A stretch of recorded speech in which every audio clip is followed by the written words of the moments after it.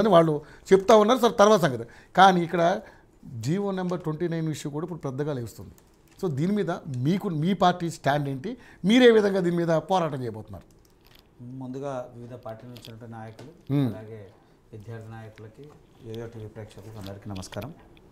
అయితే పార్టీ అంతర్గతంగా ఉండేటువంటి విషయాలు కాదు, ఇది ప్రభుత్వానికి సంబంధించినటువంటి అంశాలు. వీళ్ళు మేము పార్టీ అది ఇది మాట్లాడిన ఇది మాట్లాడమని కూడా కాదు. ఈరోజు మనము వాళ్ళ ఎలక్షన్ టైం కానీ గత ప్రభుత్వము చాలా కాలయాపన చేసి ఉద్యోగుల్ని చాలామంది చేసి నోటిఫికేషన్ ఇవ్వక ఇచ్చిన దాంట్లో కూడా సవరణలు చేసి అది చేసి ఇది చేసి కోర్టుకు వెళ్ళి అది వెళ్ళి ఇది వెళ్ళి పూర్తిగా కాలయాపన చేసింది. విద్యార్థుల భవిష్యత్తు పోయింది. కొంతమంది వయసు అయిపోయింది, వాళ్ళకి ఇంకా పరిస్థితి లేదు, మళ్ళీ ఆప్షన్ ఉండదు. అంటే కొంత వయసు ఉన్న వాళ్ళకేమో అవకాశాలు ఉన్నాయి. 10 ఏళ్ళు కాలం గడిచిపోయి వాళ్ళు సొంత వ్యాపారాలు లేదా చిన్న చిన్న ఉద్యోగాలు ఏదో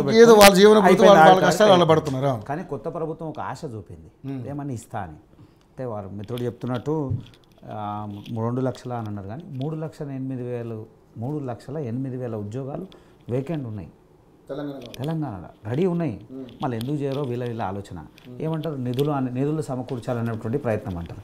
నిజంగా చెప్తా ఉన్నా, ఇవాళ రిటైర్మెంట్కి దగ్గర ఎంతమంది ఉన్నారో ప్రభుత్వం దగ్గర డాటా లేదా అండి? ఏమంటున్నారు అంటే ఇవాళ నెంబర్ ఇచ్చేసినాం అనుకోండి, ఒక పోస్ట్లో ఒక 4,000 పోస్టులు ఉన్నాయి అంటున్నాము. ఒక 4 నెలల తర్వాత ఇంకో 4 నెలల తర్వాత రిటైర్డ్ అవుతాడు మనకు తెలియదా? మనకు తెలుసుగా, మన దగ్గర ఆల్రెడీ ఉంది. మనం వాళ్ళు చెప్పాల్సిన అవసరం. ఆయన రిటైర్మెంట్ వయసు, ఆయన ఎప్పటివరకు చేస్తుండో సర్వీస్ అనేది క్లియర్ ఉంది.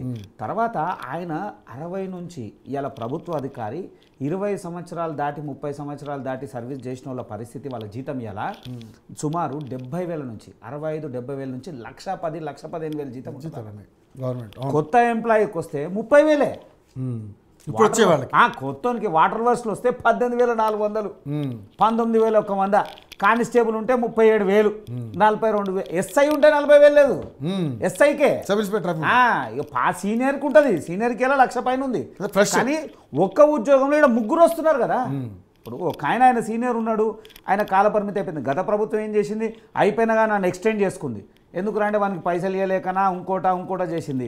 మళ్ళీ ఈ ప్రభుత్వం దగ్గర క్లియర్ డాటా ఉంది, ఎన్ని ఉద్యోగాలు ఉన్నాయి, ఎంతమంది పోతున్నారు, ఏం సంగతి అనేది తెలుసు. తెలిసినప్పుడు ఇంత కాలయాపన చేయాల్సిన అవసరం లేదు, ప్రజల్ని మభ్యపెట్టాల్సిన అవసరం లేదు. విద్యార్థులు క్లియర్గా చెప్పొచ్చు ఏ డిపార్ట్మెంట్ ఏ శాఖలో ఎన్ని ఉన్నాయి. ఆ శాఖలో ఉన్న తర్వాత ఫుల్ఫిల్ చేయడానికి ఎట్లా నువ్వు టైం పెట్టినావు?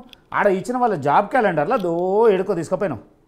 ఈ సంవత్సరం ఎన్ని, ఇది ఈ నెల ఇంత, ఈ నెల ఇంత, ఈ నెల ఇంత, అదే నెల ఎంత.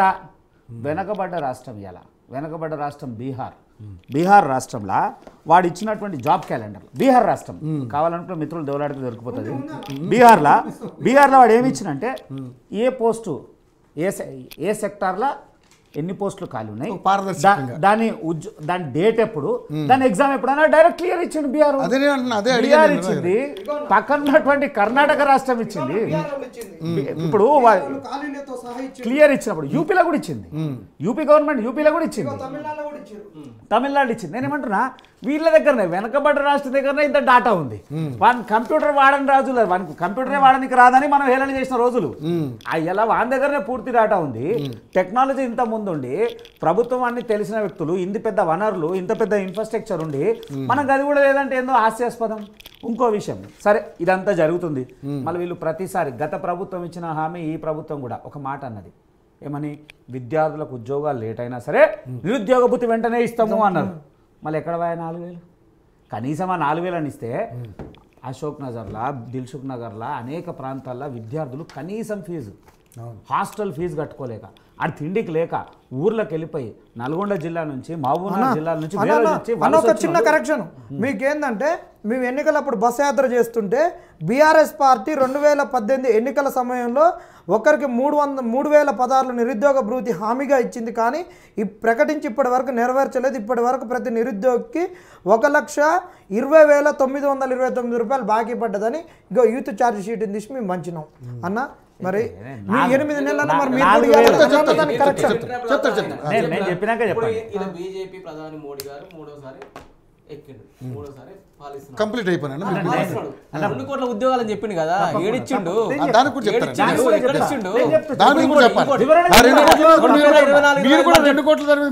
ఎందుకంటే అది మీరు కూడా అధికారం మీద రాయేస్తున్నారు కాదు. అసలు నీదేందో 3 దఫాలుగా నువ్వు దేశాన్ని పాలిస్తున్నప్పుడు నువ్వు 2 కోట్ల ఉద్యోగాలు ఒక జీటీవీ ఛానల్ అడిగితే ఆయన పకోడీలో ముచ్చట చెప్పిండు ప్రధాని మోడీ.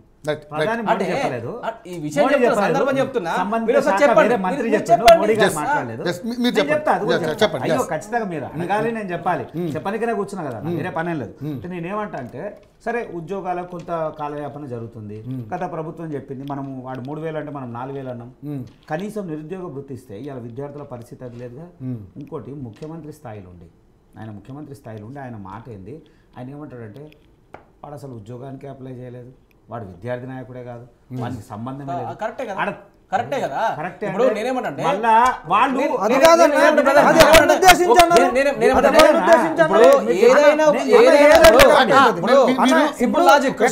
చెప్తాను, ఇదే సంబంధించినటువంటి ఒక అమ్మాయి చనిపోయినప్పుడు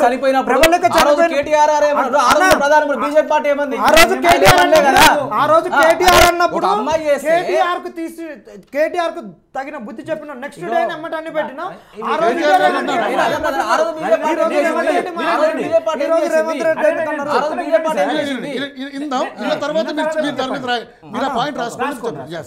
వాళ్ళు చేసిన తప్పుడే మీ కాంగ్రెస్ నేను గత ప్రభుత్వము వైఖరి బాగలేదు, విద్యార్థుల పక్షాన లేరు కాబట్టి ఆ విద్యార్థులందరూ వ్యతిరేకమై అందరు మీకు ఏకమై కాంగ్రెస్ ని అధిష్టానం తీసుకుపోయింది కదా, బీజేపీని కూర్చోబెట్టిందా, బీజేపీని ముఖ్యమంత్రి చేసిందా. మేము బీసీ ముఖ్యమంత్రి అన్నాము, మేము అవకాశాలు ఇస్తాము, మేము కూడా నిరుద్యోగ భృతి వెంటనే ప్రకటిస్తాము, మేము చాలా చెప్పినాం కదా. భారతీయ జనతా పార్టీ ప్రభుత్వం లేదు కదా, ఒకవేళ ఉంటే ఈడ డబుల్ ఇండియన్ సర్కార్ ఉంటుంటే ఖచ్చితంగా మా వాళ్ళు కొట్లాడుతుంటే ఏం చేయాలో చేస్తుండే, అది విషయం కాదు. నేను ఏమంటున్నా, విద్యార్థులందరూ గత ప్రభుత్వ వైఖరి బాగాలేదు, ప్రభుత్వం చాలా అన్యాయం చేసిందన్న ఆలోచనతో మిమ్మల్ని గెలిపించింది. మీరు కూడా ఏమన్నారు, రాహుల్ గాంధీ అనేసి ఉంటా ఆయన ఏడికి అశోక్ నగర్ పోయి ఆర్టీసీ క్రాస్ రోడ్ పోయి విద్యార్థి పక్షాన మాట్లాడి ఇలా మర్చిపోతే ఎట్లా.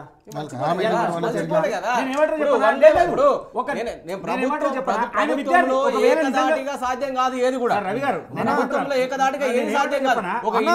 రాహుల్ గాంధీ కూడా కాదు, ప్రియాంక గాంధీ గారు యూత్ డిక్లరేషన్ లో 2 లక్షలు ఇచ్చారు. ప్రియాంక గాంధీ మాట్లాడిన తర్వాత మీ ఇద్దరు మాట్లాడండి, పాయింట్ రాసుకోండి, మీరు ఆ పాయింట్ రాయండి కంపల్సరీ, ఎందుకంటే దాని మీద సమాధానం మీకు మీ క్లారిటీ మీరు కూడా ఇవ్వాలి. చెప్పండి మీరు. నేనేమంటే అంత పెద్ద స్థాయిలో ఉన్నప్పుడు ఇవాళ నువ్వు ఉద్యమం చేస్తున్నావు, ఉద్యమం నుంచే తెలంగాణ సాధిస్తున్నాం, ఆ తెలంగాణలో నీళ్లు నియామకాలు నిధులు మనకు రాలే, సరైనటువంటి తెలంగాణ రాలేదన్నావు, ఆ దానికోసమే మళ్ళీ కొట్లాడదాం, గడిల తెలంగాణ అనే ముఖ్యమంత్రి ఇలా కొట్లాడి చేసి తీసుకొని వచ్చినాను, మళ్ళీ ఇవాళ ఉద్యమం చేస్తుంటే వాడిని చులకన భావన మాట్లాడుతున్నాం.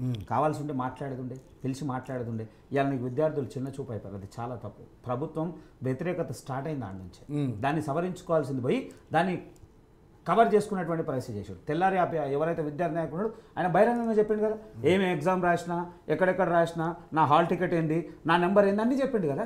అంటే కనీసం ఆ మినిమం కూడా మనం చూసుకోకుండా మాట్లాడడం సమస్య. ప్రభుత్వం నుంచి ముఖ్యమంత్రి స్థాయిలో ఉన్నప్పుడు జాగ్రత్తగా మాట్లాడాలి. తర్వాత ఇంకో విషయం, వీళ్ళు మన ఈడబ్ల్యూఎస్ అనే అంశం మిత్రుడు చెప్తా ఉండు, నాకు తెలిసేది ప్రభుత్వం, కేంద్ర ప్రభుత్వం కానీ రాష్ట్ర ప్రభుత్వం కానీ ఈడబ్ల్యూఎస్కి కానీ జనరల్గా ఉండేటువంటి రిజర్వేషన్కి ఏమాత్రం సంబంధం లేదు. మళ్ళీ ఈ రోస్టర్ సిస్టమ్ ఎట్లా ఉందనేది నాకు పూర్తి అవగాహన లేదు. అంటే ఈడబ్ల్యూఎస్ అనేది ఉన్న కోట, ఒకవేళ ఉద్యోగాలలో 150 ఉద్యోగాలు ఉన్నాయి, దానికి అడిషనల్గా ఒక 15 ఉద్యోగాలు కలిపి ఇచ్చేది ఈడబ్ల్యూఎస్ కోట. కానీ ఈడబ్ల్యూఎస్ కోటాల మళ్ళీ రోస్టర్ సిస్టమ్ ఎట్లా పోతుంది అనేది నాకు అది పూర్తి అవగాహన లేదు. దాన్ని మీరు ఏమైనా ఉంటే నాకు చెప్పండి. మేము కూడా ఖచ్చితంగా భారతీయ జనతా పార్టీ ఉన్నటువంటి మా నాయకుల్ని ఖచ్చితంగా పార్లమెంట్లో ఉన్నారు, మేము దాని మీద బలంగా కొట్లాడతాం. ఎందుకంటే ఒకరికి వచ్చేటువంటి అవకాశాన్ని గుంజుకునేటువంటి ప్రయత్నం చేయొద్దు, తప్పదు. దాని మీద మేము తీవ్రంగా మేము మాట్లాడుతున్నాం. దీని విషయం మీద కూడా మీరు చెప్పండి, దాన్ని ఇచ్చేస్తా. తర్వాత 1:50 సిస్టమ్ చేద్దామంటే ప్రభుత్వం ఎందుకు ఆగిందో మాకు తెలియలేదు. నేను ఏమంటున్నా చెప్పాను అండి, ఇవాళ ఉన్నటువంటి పరిస్థితుల్లో 10 సంవత్సరాల పిల్లలు ఉన్నారు, ఎవరో ప్రయత్నం చేస్తారు, దాంట్లో వాళ్ళకి అభ్యంతరం ఏందో అది వాళ్ళకి తెలవాలి. అయితే ఇంకోటి మాట్లాడితే తెలుసా, వెంటనే కోర్టుకు వెళ్ళిపోతుంది, కోర్టులో ఏదో చూస్తుంది, కోర్టులో ఏదో మాట్లాడుతుంది. అదే విషయం భారతీయ జనతా పార్టీకి వచ్చే వరకు వేరేగా మాట్లాడతారు కదా. భారతీయ జనతా పార్టీకి వచ్చే వరకు వేరే మాట్లాడతారు. ఇలా కేంద్ర ప్రభుత్వం కూడా నరేంద్ర మోడీ గారు 10 దఫాల్లో చెప్పారు 2 కోట్ల ఉద్యోగాలు అన్నారు ప్రతి సంవత్సరం. నిజంగా చెప్తా ఉన్నాం, మీరు కావాలనుకుంటే పూర్తిగా సెన్సెక్స్ తీసుకోండి. నేను చెప్తా 1,44,00,000 ప్రత్యక్షంగా పరోక్షంగా. ఇవాళ మనం కూడా చెప్తా ఉన్నాం, మన చుట్టూ ఉన్న వాళ్ళని ఎంతో మంది యువతను మీరు చూడండి, ఇవాళ గవర్నమెంట్ జాబ్ అయితే 18-20 వేలు జాబ్, 18, 20,000 ఇలా వాడే సాఫ్ట్వేర్ దాంట్లో పోయి సాఫ్ట్వేర్ సైడ్ ఉంటే వాడిని ₹1,00,000 సాఫ్ట్వేర్ ఎక్కడ ఉందండి ₹1,00,000 జీతం తెలంగాణ సాఫ్ట్వేర్ ఎక్కడ ఉంది ఇప్పుడు ఇప్పుడు ఎక్కడ ఉంది ఇప్పుడు ఎక్కడ ఉంది లాస్ట్ 2 సంవత్సరాల నుంచి ఎక్కడ ఉంది ఇప్పుడే ఇక్కడ మేము బీజేపీ వాళ్ళని బీఆర్ఎస్ వాళ్ళని నమ్మక కాంగ్రెస్ వాళ్ళని గెలిపించినాం ఇప్పుడు నరేంద్ర మోడీ గారు కూడా 1 కోటి అంటున్నాడు ఇచ్చినాం అని ఇప్పుడు మీరు స్టేట్లకు ప్రత్యేకంగా ఐటీఆర్లు అవి ఇచ్చి మీరు ఏమన్నా సృష్టించిర్రా ఇక్కడ స్టేట్ గవర్నమెంట్ మన ప్రజలు కట్టించుకున్న ట్యాక్సులతోటి ఇక్కడ కంపెనీలను ఈ స్టేట్లు వచ్చిన ఉద్యోగాలను ఇప్పుడు అంతా మీరు ఏంది వీళ్ళు 29 జీవో తెచ్చి ఓపెన్ ఉన్నోని రిజర్వేషన్లు ఉన్నోని కలిపినట్టు మీరు కూడా అట్టనే కలుపుతున్నారు దయచేసి మీకు కూడా ఒకటి చెప్తున్నాము మీరు కూడా ఉద్యోగ కల్పనలు చేయండి అన్న మీరు కూడా కొత్త ఉద్యోగ కల్పనలు మీ ప్రభుత్వం సెంటర్లో ఉంది కొత్తగా ఐటీ అవకాశాలు రావడానికి ఇంకా స్కిల్ ఎన్హాన్స్మెంట్ గురించి మీరు కొత్త బడ్జెట్ తెలంగాణకు తీసుకొని రారి 45 లక్షల ఉద్యోగాలు కొత్తగా ఉద్యోగాధార అనేటువంటి మీరు కానీ వాళ్ళు కానీ యువతను అన్యాయం చేయొద్దు అంశాలలో ఇక్కడ ఏముంది అంటే కేంద్ర ప్రభుత్వం ఉన్నటువంటి ఉద్యోగాలల్లో కేంద్ర ప్రభుత్వం కల్పిస్తున్నటువంటి ఏ ఉద్యోగాలలో కూడా ఎక్కడ కూడా జాప్యం జరిగినట్టు మన రాష్ట్రంలో లేదు ఉంటే అసలే ఊరుకోరు ఉంటే మనం లూకోకపోతుంది ఈ పార్టీకి మీరు చూడండి ఎక్కడన్నా ఆర్ఆర్బి కానీ బ్యాంకింగ్ సెక్టార్లో కానీ ఇంకో లేదన్న ఆర్ఆర్బిలో చాలా తగ్గించారు ఆ దెబ్బే మీకు నార్త్ లో పడ్డది మీరు కూడా కరెక్షన్ చేసుకోవాలి జాబ్స్ ఎక్కడ వచ్చినాయి నీకు అర్థం కాలే గవర్నమెంట్ వేకెన్సీస్ తగ్గించారు